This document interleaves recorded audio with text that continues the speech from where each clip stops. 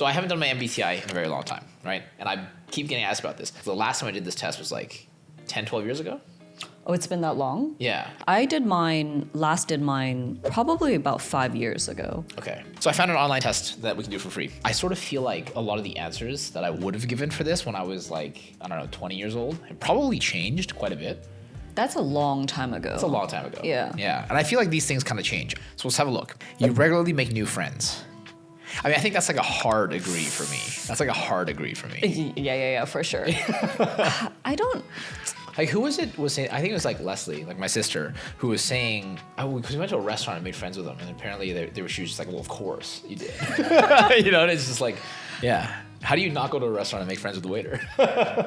You make friends with everyone, the Uber driver. Like, I think I have to say light agree for this, because I think I do befriend people on a surface level quite frequently. Yeah. But in terms of very close friends, it's pretty rare. So maybe I don't know, in the middle. No, that makes sense. I think that checks out. Because I think the biggest difference, the reason I'm like hard to agree on this one also is because like I will talk to people in like any situation. Yeah, right? Like, yeah. Like sometimes you have to preface to me, be like, hey, I don't really want to talk to the driver on this Uber ride. And I'll be like, That's because you're talking to every driver.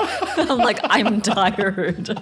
Wait, should we say very quickly what our personality type was the last time we took this test? Yeah, sure. Yeah. So you want to go first? Yeah. So I came up as, I've taken it a few times before, and I always came up as an INFP or an INTP. The I part, I mean, is pretty obvious. I know I'm introverted. So I was an ENTP or an ENFP. So I was like between those two. But I don't really, I don't remember the distribution of like how much, because I think it's on a sliding scale, right? It is, yeah. Yeah, so I don't know exactly like how much I am on either side. So I'm curious to see this. But I also, I don't know, like part of me feels like I've become less extroverted over time. But at the same time, I just answered that question with like a hard agree. So I'm like, I don't know. If you answered with anything aside from a hard agree, I would think you were definitely lying to yourself. Yeah. Okay, cool. Seeing other people cry can easily make you feel like you want to cry too. So I laugh. I don't think we should. I laugh when you cry. Oh, that's a no for you. I don't think we should. I don't know. Oh, he has a specific thing. He laughs whenever I cry. So we're shooting in our friend Tracy's studio today, which is great, and Tracy's losing it in this one. So a lot of times when you cry, because you don't cry very often, a lot of times when you cry, it's actually because something nice has happened, right? I forgot what happened one time. Like I think you broke something. You thought I'd be upset at you, but I wasn't. I said it was fine. It was something that I forget what it was exactly. It was something that I liked. One of my things. The mug. It was a mug. That's right. The Office mug. Okay, so I have this world's best boss or whatever mug from The Office that I really, really liked. And Emily broke it one time and she was really scared. She said, I'm really sorry I broke your mug. And I was like, oh, it's fine. It's just a thing. And obviously I felt upset, but I was like, there's nothing it's already broken. There's no reason to be upset, right? And then you started crying because you were like, oh, that's so nice that you weren't mad about it. And I started laughing. No, I don't think he's not laughing because I'm crying, but you think I look funny.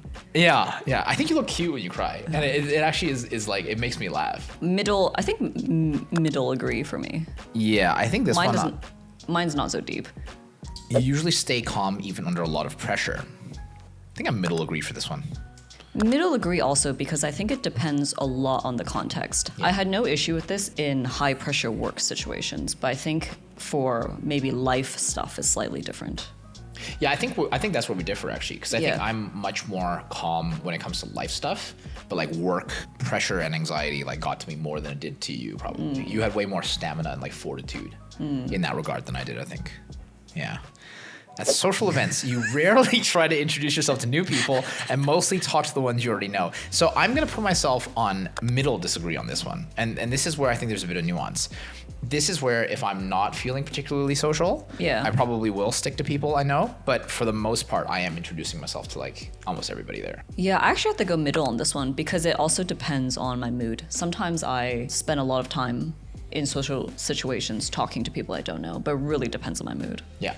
You prefer to completely finish one project before starting another. Are we talking about our preference or what we actually end up doing? Because I think that's two different things as well. Oh, good point. Okay, so this is the lawyer brain, right? They use the word prefer, so I think we're talking about a preference here. Yes.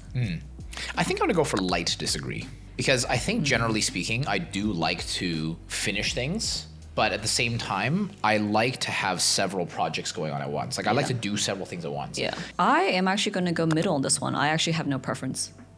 I don't know. I feel I have no particular feeling about this one. I think that's right. You feel comfortable just walking up to someone you find interesting and striking up a conversation. I mean, yeah. Disagree. Actually, though, hey, I guess you never really do that. It depends on just walking up to someone depends on the social situation. But if it's just someone random I find interesting and talking to them, not hard disagree, but middle disagree. You are not too interested in discussing various interpretations and analyses of creative works. I'm actually hard disagree on this one. I love doing this. Hard disagree as well. Yeah, nice. High five. First one that's the same. You usually prefer just doing what you feel like at any given moment instead of planning a particular daily routine. This one I know right away. I am definitely a light agree. Light agree. Yeah. I think it goes back to what I was saying earlier about a schedule. I'll have things I need to get done, but I don't. It's nice to have a lot of structure sometimes, but I don't need it. My preference is to have flexibility. I don't know about you, but I really like wandering as a person. So for instance, I was actually talking to a friend about this. You'll have places you want to go, but unless it requires a reservation, we leave it kind of open. You just take as much time as you need, like in that particular neighborhood or museum or whatever it is. The idea of having, 16 hours in a day that is like completely scheduled from morning to night doesn't appeal to me. Yeah. But also having a completely free day seems like torture to me. Yeah. So I kind of want to put myself like right in the middle, which I think is a cop out, but it also kind of isn't because I have like a proper explanation for like what's going on. You enjoy participating in group activities. I gotta think about this one because I think the answer is yes for me, but at the same time, like I think the answer is sometimes a hard no. Yes, that's exactly what I was thinking. Because for me, generally, it would be a hard no. But then stuff like doing BJJ, I think it's great as a group. You can't do it by yourself. Right? Yeah. Well, I mean, I don't think this counts one-on-one because that's not group. Yeah, that's true. That's true. Yeah, we define a group as 3 people or more. God, guys, we need help. I'm so sorry. Yeah, because there are certain things which I think, like by definition, have to be done in a group, right? Like, we need to stop defining stuff. I'm gonna go for a middle disagree. Okay, I need to really think. This is the hardest one for me so far. Oh, really? Yeah. Okay. Like some people like to cook together, right? And they're like, oh, you should come over and we should cook together. And the idea of that to me is like awful, right? I'm like, no, I don't want to do that. Like I'd like to cook for you. I'd like to eat your food, but I don't want to cook together with people. You know what I mean? So the one activity I can think of that you do in a group regularly is gaming. Yeah, absolutely. And that's the one that I think of too, right? It's like, I don't want to play alone. I'm always calling somebody to be like, yo, let's hop into a game kind of thing, right? On that basis, I want to say like probably middle agree. I do enjoy participating in group activities, but there are just some activities that are not meant to be group activities in my mind. Your happiness comes more from helping others accomplish things than your own accomplishments. Middle for me, because I actually get satisfaction from both. I also think technically helping others accomplish things is a form of your own accomplishment as well. Okay, in my opinion. I like that. That's good. Yeah, I actually think I tend more towards the agree side on this one than I do on like in the middle, because I think that's right. But to be honest with you, like I actually think it gives me more joy to watch other people succeed in a weird way. You are definitely not an artistic type of person. So we've talked about this a lot. Yeah. Right. I would have answered like hard agree for this when I was 20 because I did not think that I was artistic. Yeah. But I think the definition in our mind of artistic has changed dramatically. Especially in the last couple of years. Yes. You are very much a visual artist, and I'm very much, a sort of musical oral artist, if you will, right? Hard disagree for me. I think I'm also going to put hard disagree on this, to be honest. You prefer to do your chores before allowing yourself to relax. Hard agree for me.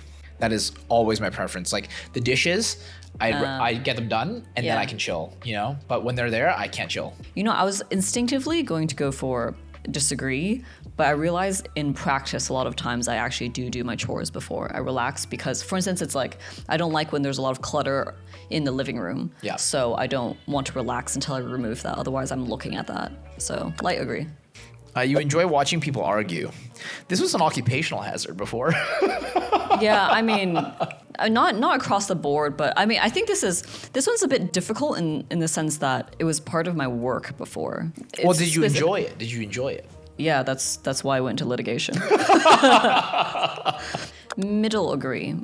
I'm smack in the middle for this one because I think for me, it's like, it's really context dependent. I would never become a litigation lawyer for that reason, because I just didn't like the fact that like people were even just like arguing with each other on email, and it was way more passive aggressive. Like you enjoyed that. You were like, oh, this is like fun. Like this is how people, and I'm like, I hate that. Like I really hate the passive aggressive kind of like emailing. It just wasn't enjoyable to me. God, this is like not specific enough. Yeah, they should totally hire us to redraft this. Probably make it unusable though. There's so many qualifications. You have to read a 2-page thing of assumptions and qualifications for every single question. Okay, you often spend a lot of time trying to understand views that are very different from your own.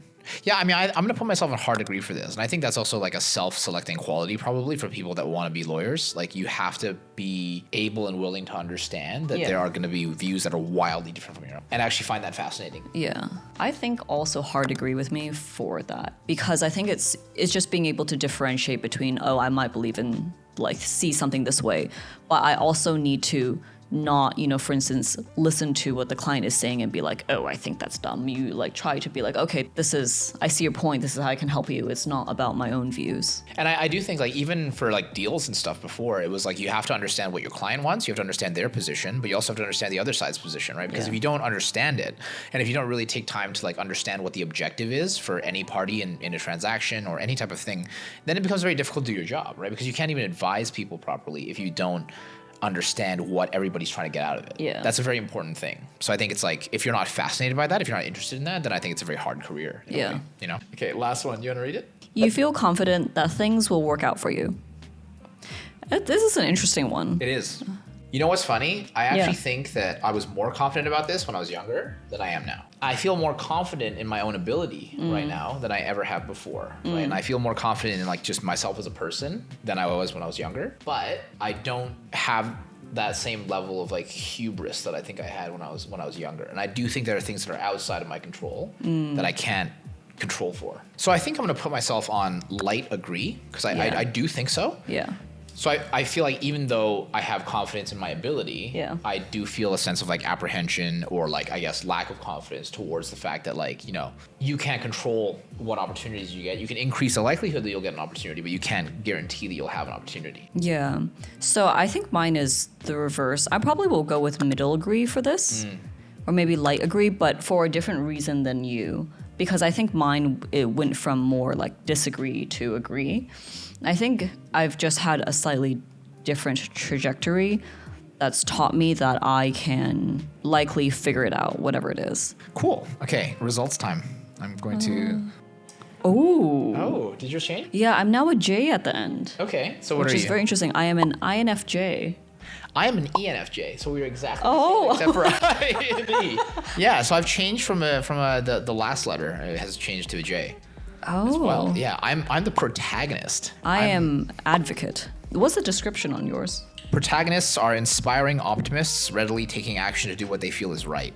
I mean, that does kind of check out, to be honest with you. I'm pretty optimistic. Advocates are quiet visionaries, often serving as inspiring and tireless idealists. So this is pretty interesting because I think it was a little while after I uploaded that first video I made about being an introvert or being an introvert working in a corporate world, but someone commented that they were surprised I was an INFP instead of an INFJ because they thought based off of what I said, I would end with a J. Yeah. But then at that point in time, I hadn't done the test in 4 or 5 years. So yeah. That's fascinating. Interesting. Yeah, it's fascinating. What else do they tell you here next? I'm 82% extroverted. 82%. Only 82? I think that's high. That's pretty high. Like, part of me feels like I've become less extroverted over time. A close friend of mine said she was surprised that Lloyd's MBTI wasn't 4 E's. Yeah, my type is E, guys. 82%. That's high. I thought it was going to be like 70-30 max. I had a feeling it was definitely above 75. So mine is lower than I expected, but it's not surprising Because based on the last time I took this test, I knew I was not super introverted. I think 61 makes sense. Yeah, it says 61% introverted. Yeah. Yeah. Oh, this one. Yeah. So this is still the same for me because I said that I was like T and F, right? Like between the two. Yeah. Same thing now. I'm 52% feeling and 48% thinking. Yeah. But I think that like it changes based on the circumstance because I think that I think I'm squarely in the middle. There's some things that I feel out and other things that are like very logic. Oh, we're exactly the same on this. 61% judging. Yeah, exactly. Oh, wow. 61% judging. Yeah. We have more here as well. It's that ending bit. Nice. This like the -A. We're both -A. Oh, okay. Assertive. Wow, you're more than me? I don't think they're referring to assertive in the typical sense. Oh, okay. If you look at the definition here. Self-assured, even-tempered, and resistant to stress. Yeah, that's fair enough. Nice. Okay. So we'd love to hear from you guys what your MBTIs are, or what you think they are, I guess, if you haven't taken the test. Yeah, and if you enjoyed the video and you want to see more, make sure to like and consider subscribing to the channel. Catch you guys in the next one.